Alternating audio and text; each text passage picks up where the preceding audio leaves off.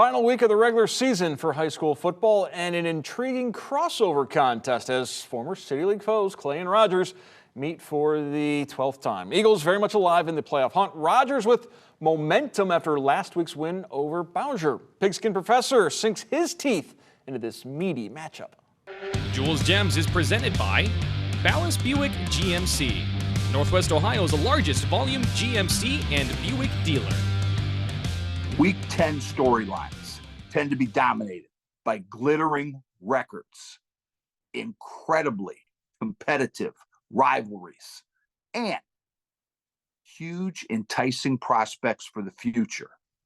A lot of teams by week 10 don't have those things going for them, and they can be overlooked by a lot of us outside and in the media.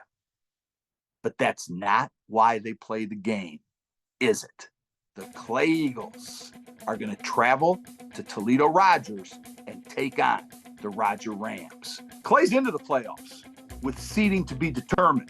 The 2023 Rogers Rams are done after Friday, but they grabbed my attention last Thursday in a big way. In between the Rams and the Eagles, these are two teams I always find myself kind of cheering for. Ted Federici, J.J. Johnson, the great Jordan Kovacs of Clay, Rick Rios, Damon Powell, Corey Pargo, Rashawn Humphreys of Rogers. This year, I'm telling you, there have been moments for Clay.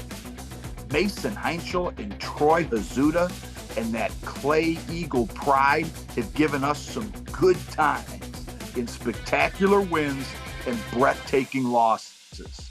2023 for me, Mason Heinschel, keeping a play alive, escaping again, running or throwing or getting hit hard or all those things.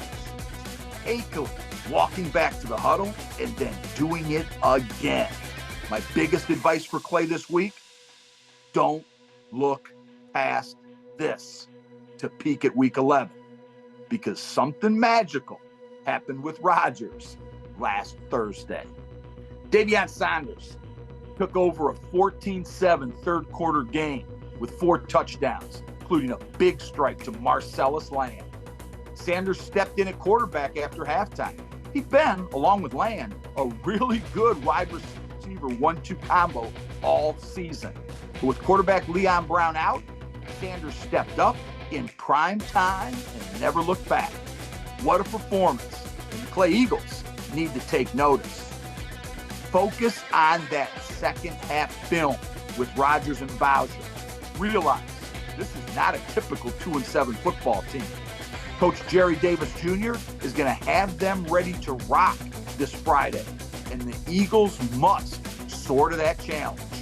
Marcellus Land is legit as a receiver with 50 receptions, over 700 yards, and 10 touchdowns. Speed versus power is as old as football, and it can be wild in how it turns out. Week 10 is magic, whether you're heading on to the playoffs or honoring your seniors in that last cold, blustery week of practice. And then Friday night, hey, you got 9 months to recover. Seniors, most of them, probably never put those pads on again. This is an emotional game, an emotional week. Play hard, stay healthy, and have some fun.